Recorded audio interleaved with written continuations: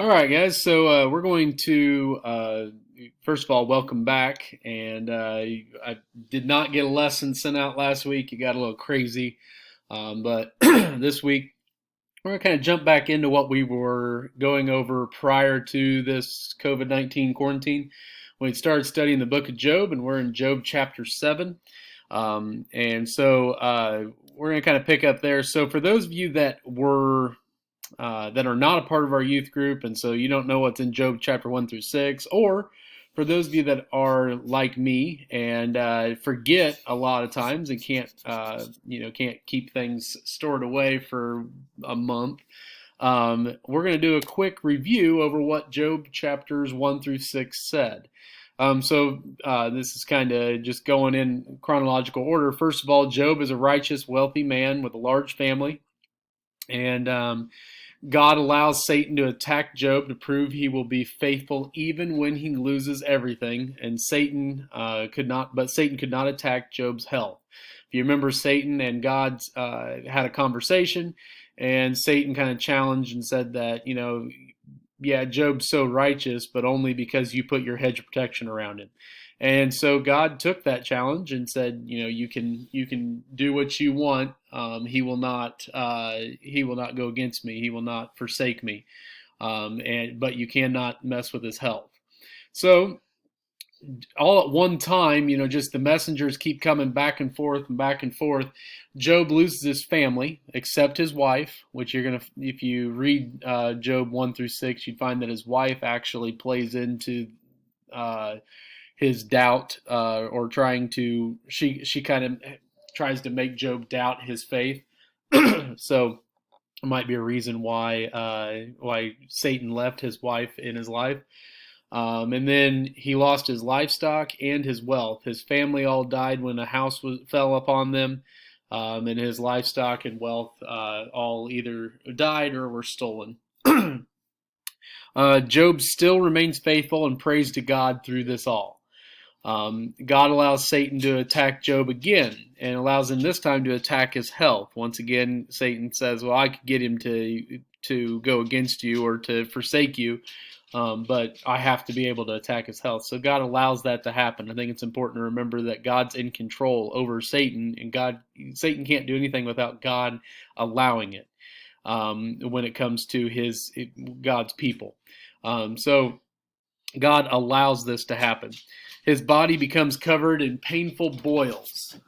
Job's friends gather to show their support and sit quiet with Job for 7 days until Job was ready to speak.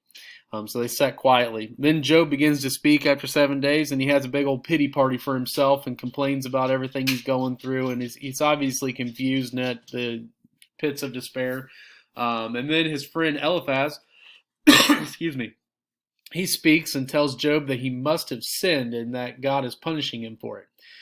So Eliphaz makes the mistake of believing that anybody that goes through tough times or anything bad in their life have to have done something bad to cause it, or had to have sinned. And we know that that's just not true.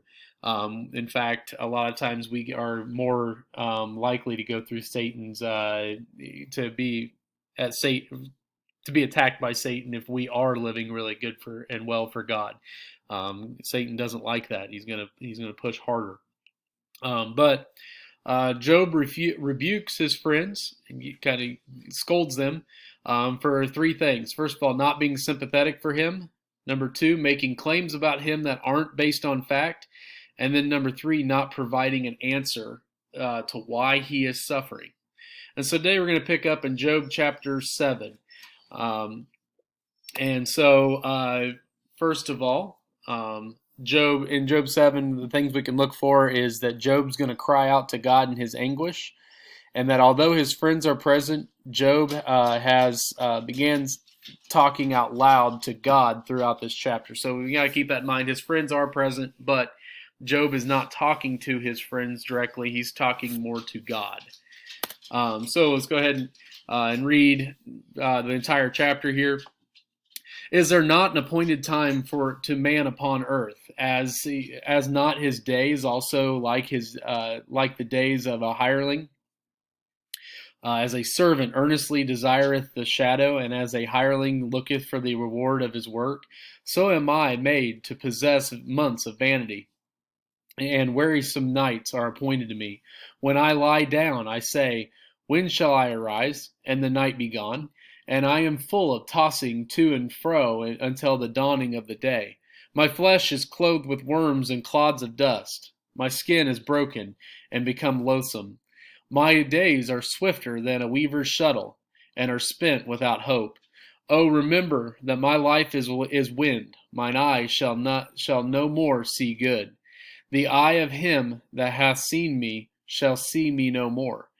Thine eyes are upon me, and I am not. As the cloud is consumed and vanisheth away, so he that goeth down to the grave shall come upon no more.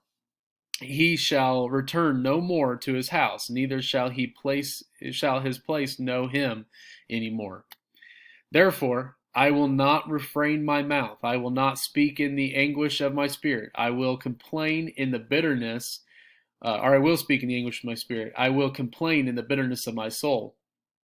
Am I a sea or a whale that settest watch over me? When I say, my bed shall comfort me, my couch shall ease my complaints, then thou scarest me with dreams and terrifiest me through visions, so that my soul chooseth strangling and death rather than my life.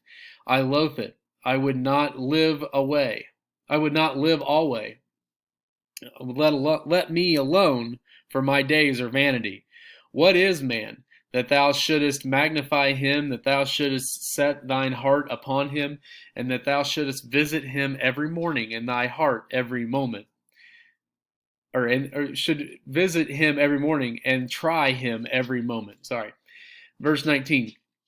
How long wilt thou not depart from me, nor let me alone till I swallow down my spittle? I have sinned. What shall I do unto thee, O thou preserver of men? Why hast thou set me as a mark against thee, so that I am a burden to myself? And why dost thou not pardon my transgression, and take away my iniquity?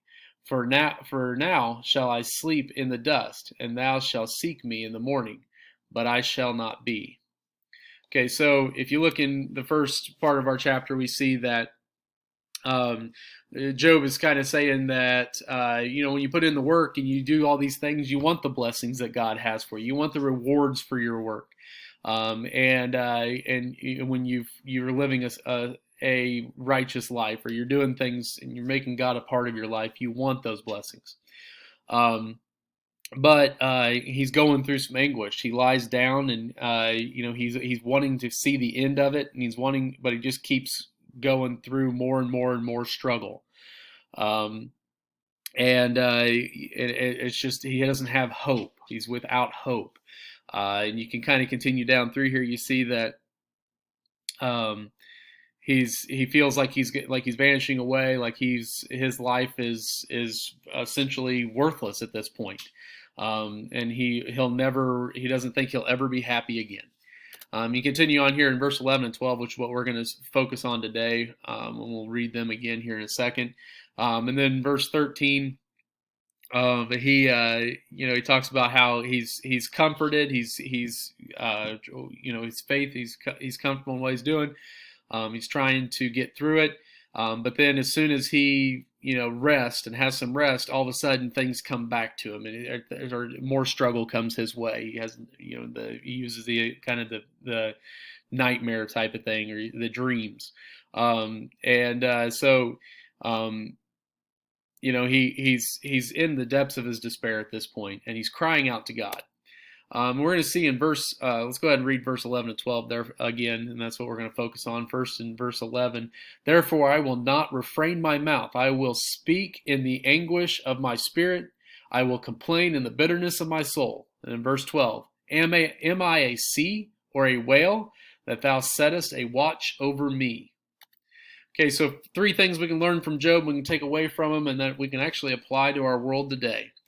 And the first thing is, when you're going through hardships in life, You need to speak honestly to God. You do not have to sugarcoat things with God.